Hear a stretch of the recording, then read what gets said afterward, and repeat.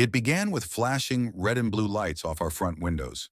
I was preparing lunch in the kitchen when I heard the unmistakable whine of a police siren skidding to a halt directly outside our residence. My heart skipped a beat instantly. What on earth had occurred? I dashed to the window and peered through the blinds, my stomach in knots.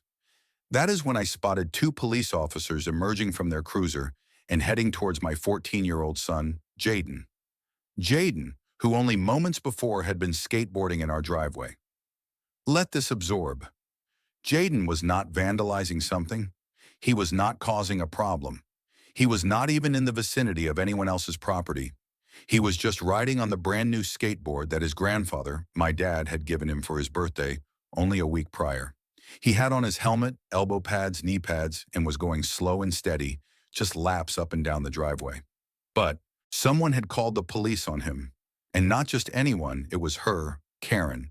Of course, her actual name is Linda.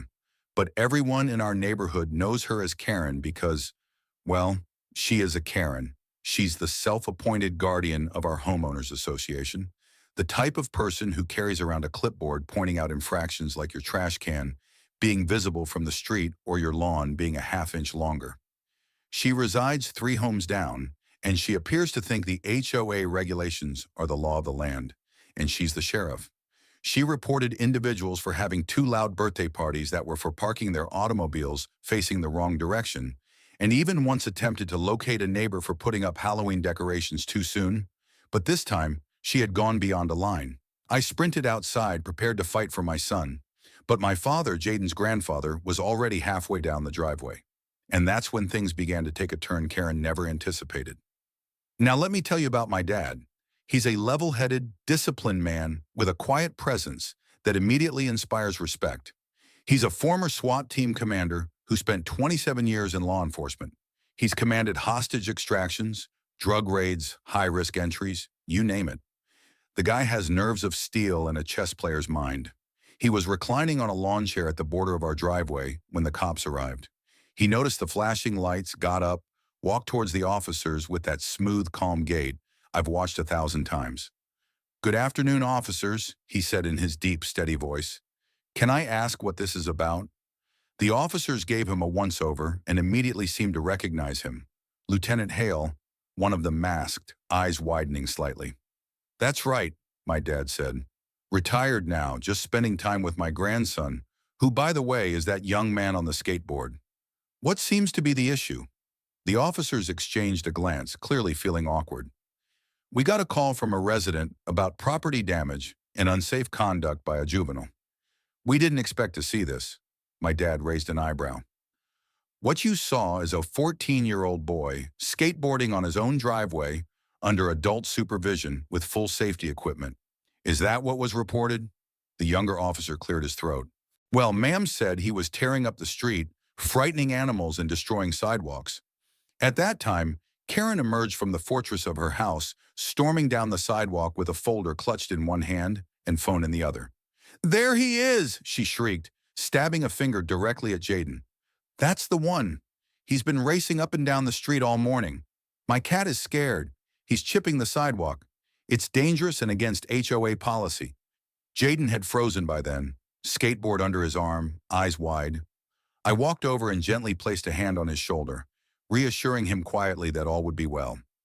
Karen strode directly up to the officers, attempting to wrestle the situation into subjection. 'You must do something. He shouldn't be permitted to do that. This is a quiet neighborhood. There are regulations. I have it all documented right here.' My dad didn't bat an eyelid. He turned to the officers and informed them, 'There's been no damage, no disturbance, and I have personally been here watching my grandson the whole time. This is not a law enforcement problem. This is a neighbor attempting to weaponize authority against a child.' Karen snorted. 'Weaponize? Are you accusing me of?' 'Yes,' my dad instructed. 'Cut her off. You called the police on a kid because you don't like the noise of wheels on concrete. Do you know how many scenarios spiral out of control because someone abuses emergency services? You are making danger where there is none.' The officers were attempting to remain professional, but it was apparent they were in agreement. 'Ma'am,' the older officer spoke, addressing Karen, 'we see no violation here. The child is not doing any damage. and there's no threat to public safety. We won't be taking any further action." Karen's face went bright red. "But the HOA rules can't be enforced by police," my dad explained, "and I happen to have read them. Nowhere in them does it state skateboarding is prohibited on private property. If you feel the rules have been violated, you can contact the HOA board.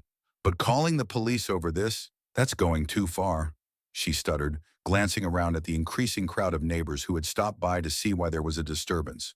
Most were shaking their heads in amazement or muttering under their breath. And then, icing on the cake, my dad said, "If you keep bothering my grandson or abusing law enforcement resources, I'll have no hesitation to make a formal complaint. You are probably accustomed to intimidating people, but that stops today." Karen stood there for a moment. Then, realizing she had completely lost the narrative, she spun around and stormed back into her house, slamming the door shut behind her. The officers apologized for the hassle and left. Our neighbors cheered, literally. One even brought my dad a new cup of coffee. Jaden, he stared like he had just seen Batman in person. He turned to my dad and stated, "Grandpa, that was awesome." My dad grinned, ruffled his hair, and stated, "It's easy to appear tough when you're right and unflappable. Remember that." Word traveled like wildfire throughout the neighborhood.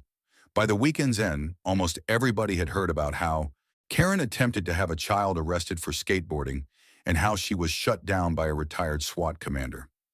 In the coming weeks, we noticed a change. Karen still peeked through her blinds, still did her daily walking with that clipboard, but she was quieter, less confrontational. Some of the other parents in the neighborhood felt more comfortable having their children play outside. A few even purchased skateboards of their own. Jaden became somewhat of local hero among the children. They began referring to our driveway as the safe zone, and my dad made it a tradition to roll out his lawn chair every Saturday morning, drinking coffee while the kids played. And he didn't sit back and watch.